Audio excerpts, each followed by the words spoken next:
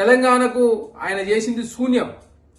కేంద్ర మంత్రిగా ఉండి తెలంగాణకు ప్రత్యేక నిధులు తీసుకురాని దద్దమ్మ బండి సంజయ్ గారు. అదే కాకుండా భారతీయ జనతా పార్టీలోనే 8 మంది ఎంపీలు ఉంటే డీకేఆర్ గారిది ఒక వర్గం, ఈటల రాజేంద్ర గారిది ఒక వర్గం, బండి సంజయ్ గారిది ఒక వర్గం, కిషన్ రెడ్డి గారిది ఒక వర్గం, అదేవిధంగా విశ్వేశ్వరరెడ్డి గారు ఎటుంటారో ఎవరికి తెలియని పరిస్థితి, మిగతా ఎంపీలు ఏం చేస్తారో తెలియని పరిస్థితి.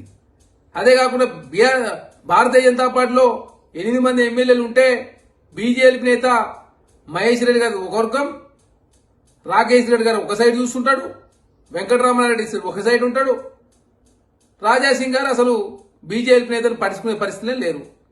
మీ పార్టీలే లుకలుకలున్నాయి, మీ పార్టీలనే వర్గాలున్నాయి. మీరు అది సర్దిద్దుకుంటానికి చేతగాక కాంగ్రెస్ ప్రభుత్వంలో ఉన్నటువంటి ఎమ్మెల్యేలు అసంతృప్తితో ఉన్నారని చెప్పేసి ప్రజాప్రభుత్వాన్ని బదనాం చేసే ప్రయత్నం దయచేసి మానుకోవాలని చెప్పేసి నేను కోరుతా ఉన్నా.